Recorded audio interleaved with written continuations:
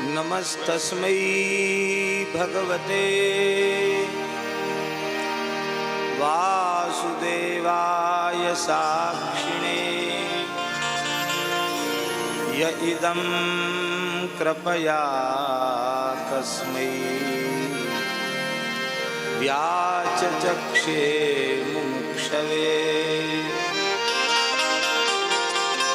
योगीन्द्राय नमस्तस्मै शुकाय ब्रह्मरूपिणे संसारसर्पदष्टं यो विष्णुरात्ममुच्यते हरि शरणं हरि शरणं हरि शरणं हरि शरणं हरि शरणं हरि शरणं हरि शरणं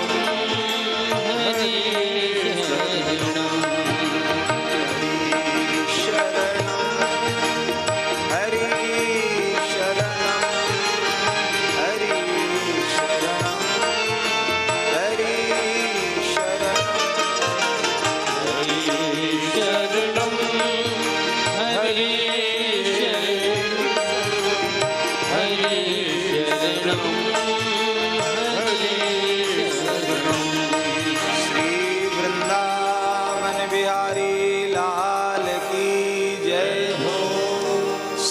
भागवत महापुराण की जय।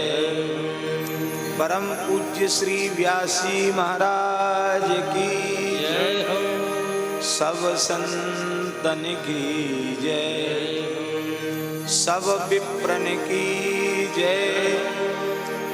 यज्ञेश्वरी जगत जननी गौ माता की जय। समस्त ब्रजवासीन की जय। जय जय श्री राधे।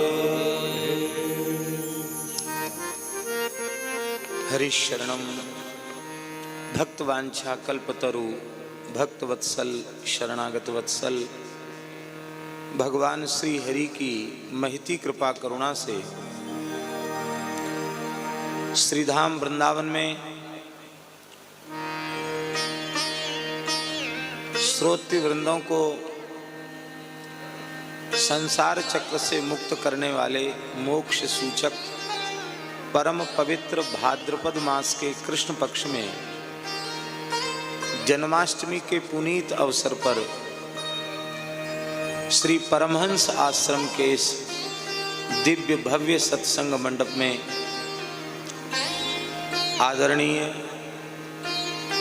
व्यासपीठ पर विराजमान व्यास नारायण श्री अविरल कृष्ण जी के मुखारविंद से आप सबको श्रीमद् भागवत की अत्यंत रसमयी कथा के श्रवण का सौभाग्य प्राप्त हुआ है। ये सावन भादों 2 महीना वृंदावन के बड़े व्यस्त होते हैं। दास को भी 2 दिन पहले आना था लेकिन नाराज नहीं आ सके।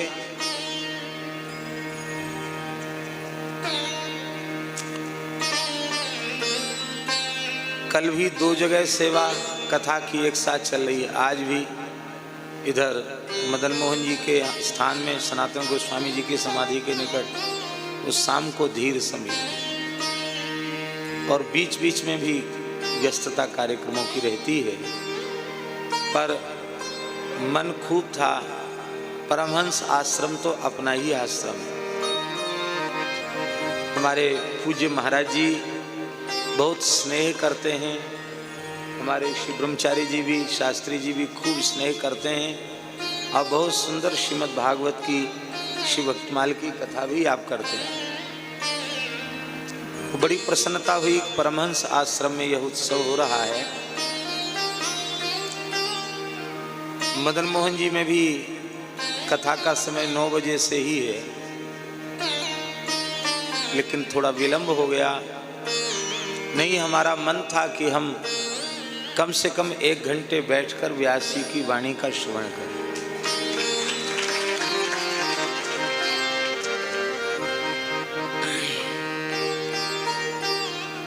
कथा की प्राप्ति और श्री कृष्ण की प्राप्ति ये दो नहीं, एक ही।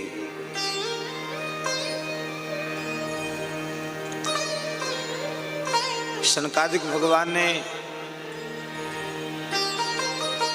भक्ति के खेद की निवृत्ति के लिए, ज्ञान वैराग्य को पुष्ट करने के लिए, युवा करने के लिए श्रीमद् भागवत जी की कथा सुनाई, प्रसिद्ध है। कथा श्रवण के पश्चात कृतज्ञता ज्ञापित करते हुए नारद जी ने व्यासपीठ पर विराजमान सनकादिक महानुभावों से कहा, अद्य में भगवान लब्धा, आज मुझे भगवान मिले। कथा सुनने को मिल जाए तो श्रोताओं को इतना अधिक कृतज्ञता के भाव से परिपूरित होना चाहिए, उसे लगे कि हमको तो आज भगवान मिल गए। जितनी देर के लिए हम भगवत चर्चा में बैठते हैं, उतनी देर के लिए भगवान हमें मिले रहे। जितनी देर भगवत कथा से विमुख रहते हैं, कीर्तन से विमुख रहते हैं, उतनी देर भगवत प्राप्ति से वंचित रहते हैं।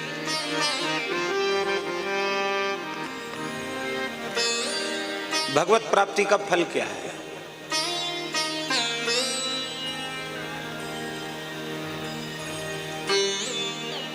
प्रहलाद जी के संबंध में सुखदेव जी कहते हैं, स्वपाद मूले पतितं तमर्भकं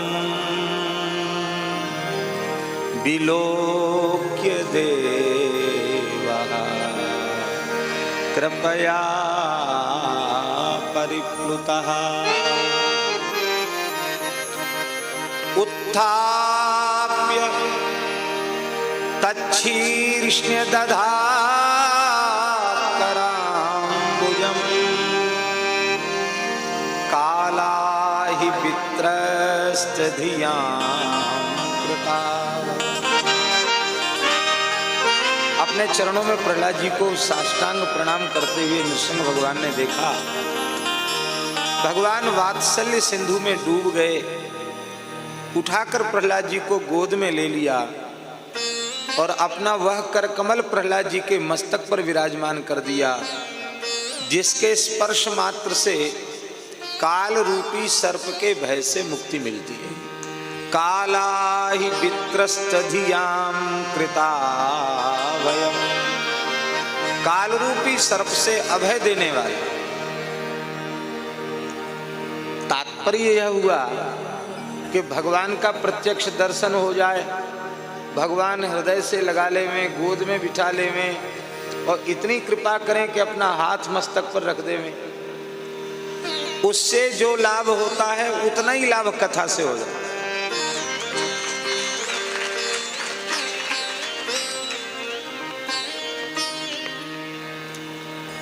प्रमाण क्या है? आप सबको स्मरण में, हम तो केवल स्मारे त्वाम न शिक्षे।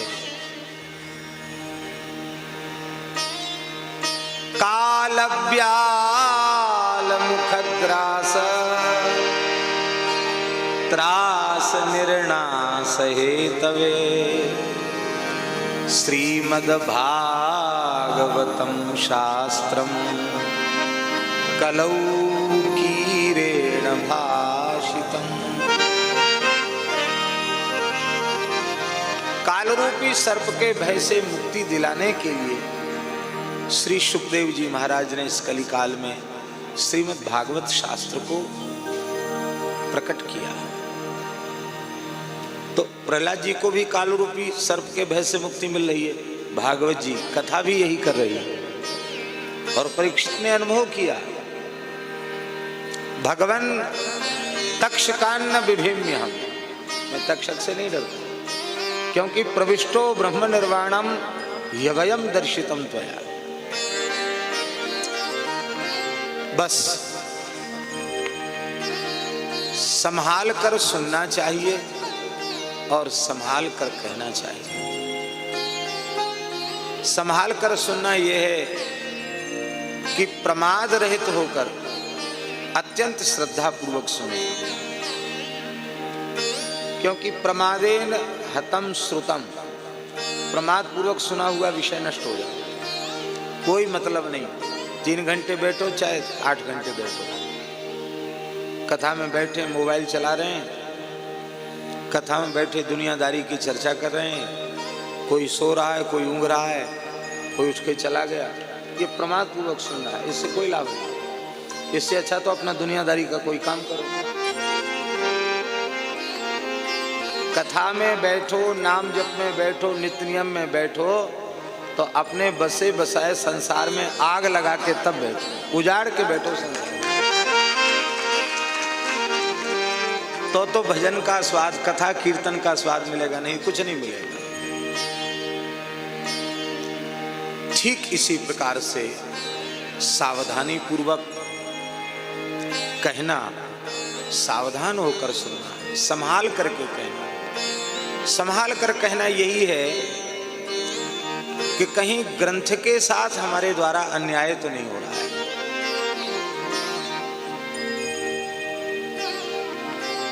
कई बार 3-3, 4-4 दिन बीत जाते हैं, यही पता नहीं चलता किस ग्रंथ की कथा हो रही है। व्याख्यान होना चाहिए, पर उस व्याख्यान में मूल खोना नहीं चाहिए, मूल बना रहना चाहिए। तो व्यास जी बड़े मधुर हैं और बड़े योग्य हैं।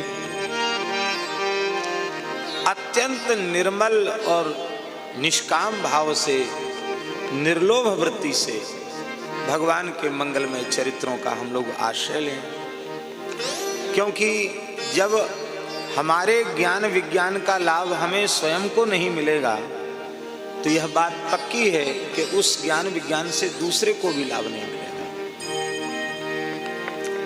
हमें लाभ तभी मिलेगा जब हम निरंतर भगवान से प्रार्थना करें कि प्रभु, जो कुछ हम अपनी वाणी से कहते हैं उसका एक अंश भी हमारे जीवन में उतरे।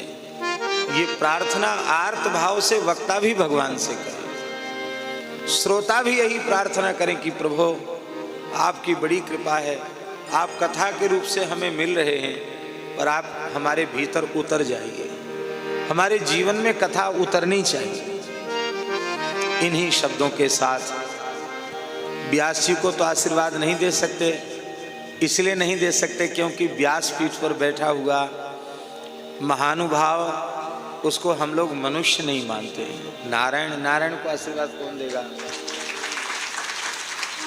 पर व्यास नारायण को तो हम दंडवत प्रणाम करते हैं और अपने अत्यंत स्नेह भाजन अविरल कृष्ण जी को आशीर्वाद देते हैं।